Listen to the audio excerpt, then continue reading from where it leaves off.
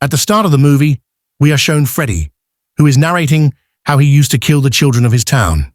One day, being fed up, the people of that town burned Freddy alive. But even after that, Freddy's evil did not end. Rather, he became even more dangerous and continued killing them. Freddy used to scare the children, and he lived on their fear.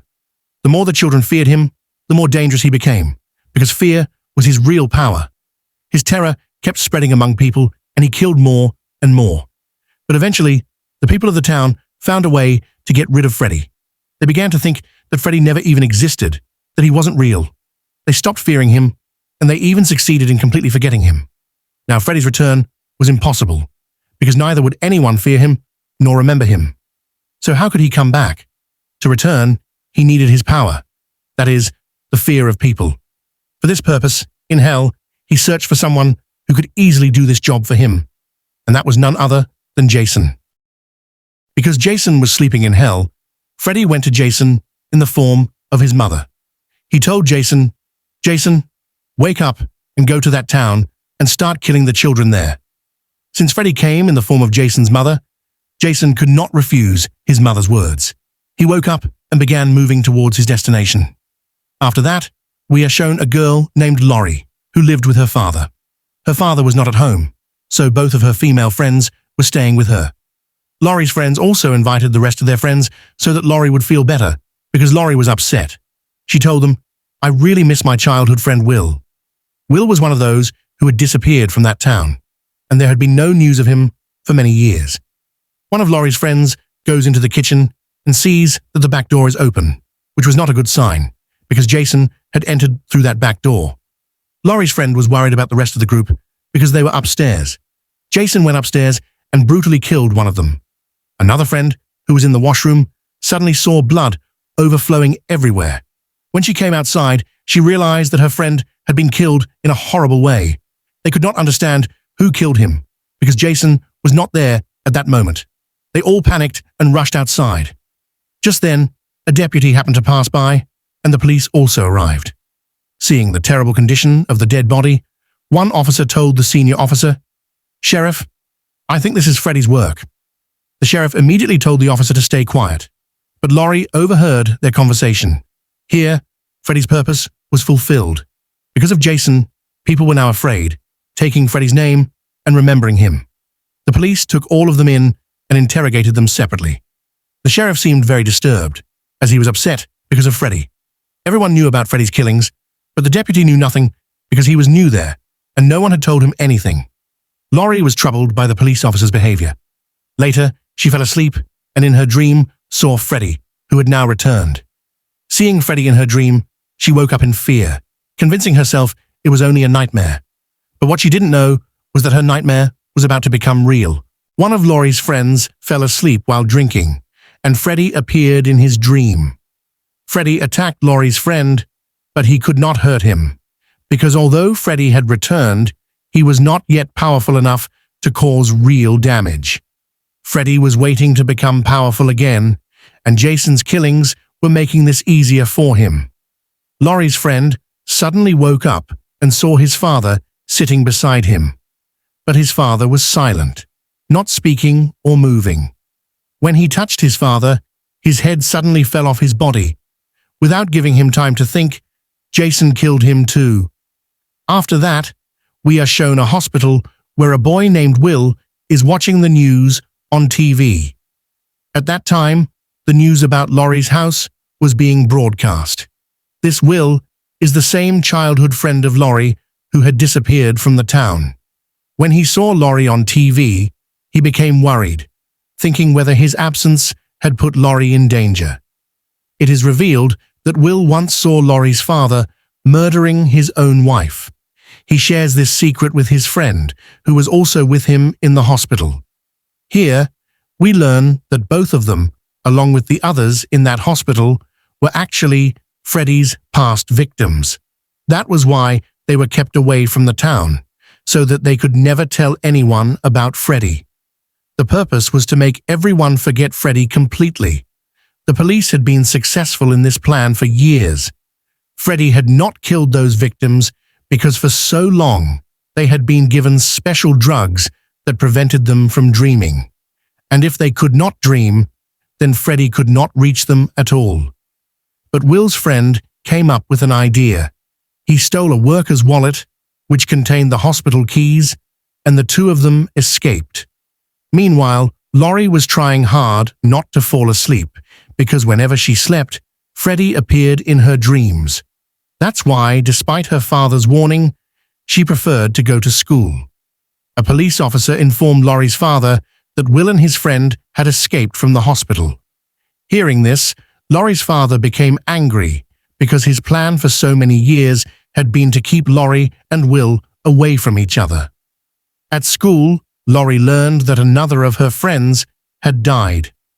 The police spread fake news that first he killed his own friend, then his father, and later, when he realized what he had done, he committed suicide. They spread this false story to make sure no one discussed Freddy. But the plan did not work. Freddy's name was being mentioned more and more. Laurie shared her dreams with her friends, telling them that she had seen Freddy. Other students overheard this, and panic began to spread. At that moment, Will also arrived at the school. Since he already knew about Freddy, he started spreading the news further, creating even more fear. The students, including Laurie, became terrified. Laurie was shocked and happy to see Will after so long, but fainted right there. The principal came, forcing Will and his friend to leave. Now, almost everyone in the school knew about Freddy, and they were remembering him. Freddy started appearing more clearly to people. Still, he was not able to cause full harm in reality. Will asked his friend only in dreams. If Freddy is really back, then why hasn't he killed Laurie yet? His friend replied, because he's not powerful enough yet. His strength comes from people's fear, and that fear is only now starting to spread. Will realized that since everyone now knew about Freddy, he would surely try to kill Laurie soon. He went to meet her, but before he could explain everything, Laurie's friend interrupted and took her away to a party. At the party, one of Laurie's friends wandered into the bushes, where she thought she saw a friend who had already died. Following him, she ended up inside a factory. Instead of her friend, she came face to face with Freddy. This meant she was dreaming, because Freddy could only appear in dreams. She tried to escape him, but the only way she could be saved was if someone woke her up. In the real world, while she was asleep, Freddy was about to kill her. But before he could, Jason appeared and killed her instead. Freddy was furious because Jason had stolen his victim. In the real world, the girl was dead, and her dream ended with her death, so Freddy could not finish the kill. His plan was getting ruined because Jason was interfering with his work. Jason continued killing, even being set on fire by someone but walking ahead, unstoppable, burning and killing mercilessly. People panicked, running everywhere. Laurie and her friend saw the dead body of their murdered friend. Will took them all away to safety. Later, Will explained to Laurie that he had been kept in the hospital only to keep him away from her because he knew her father had killed her mother.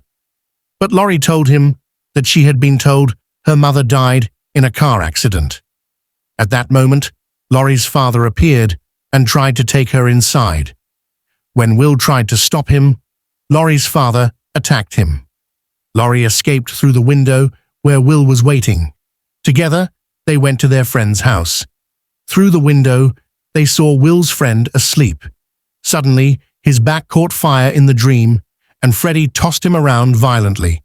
In the end, Freddy killed him with his claws, leaving a bloody message carved into his back. Meanwhile, the sheriff was troubled by the murders happening at the party. He thought Freddy was responsible, but in reality, it was Jason. When the deputy came and explained that this killer was Jason, not Freddy, the sheriff was shocked. Some officers believed Freddy was back, while the deputy was sure it was Jason. The deputy then went to Laurie, who was with her friends, and explained everything. Freddy had used Jason to return, and while Jason was doing the killings, people would think it was Freddy. That way, people would fear and remember Freddy, making him powerful again. Freddy's plan was working, but Jason was no longer under his control. After the deputy explained everything, Laurie and her friends realized that Freddy and Jason were actually enemies. Freddy wanted people to remember and fear him so he could regain power, while Jason was killing everyone in reality, stealing Freddy's victims. Laurie and her friends made a plan.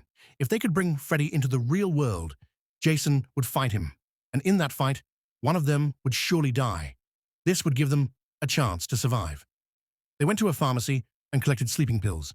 Their plan was for Laurie to fall asleep, meet Freddy in her dream, and then be pulled back into the real world while still holding Freddy, forcing him to appear outside the dream. At the same time, Jason arrived at the party area, killing more people. A fierce chaos broke out as people tried to escape. The group set fire to the place, hoping to slow Jason down. Laurie finally went into her dream, where she faced Freddy. Freddy tried to scare her, showing her visions of her mother, but Laurie became angry, realizing Freddy was the one who had killed her mother, not her father. Freddy laughed at her pain and tried to kill her. Meanwhile, in the real world, Laurie's friends were trying to stop Jason. They set traps for him, hitting him with fire and heavy equipment. But Jason kept getting up again and again, unstoppable. Inside the dream, Freddy was torturing Laurie, but she grabbed him tightly. At that exact moment, Laurie's friends pulled her out of her sleep with a strong shock, and Freddy was dragged out of the dream into the real world. Now, for the first time, Freddy and Jason came face to face in reality. Both furious, they launched into a brutal fight.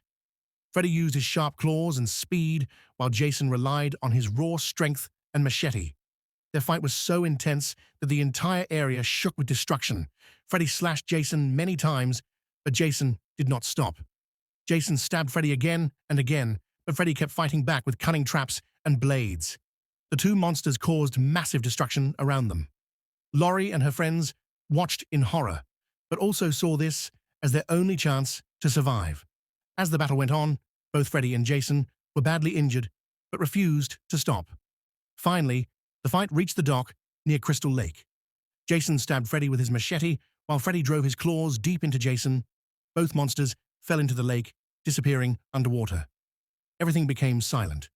Laurie and Will, holding each other's hands, slowly walked away from the dock, thinking the nightmare was finally over. But in the morning, Jason suddenly rose from the lake, carrying Freddy's severed head in his hand. Freddy's head looked at the camera and gave an evil smile, showing that neither of them was truly gone.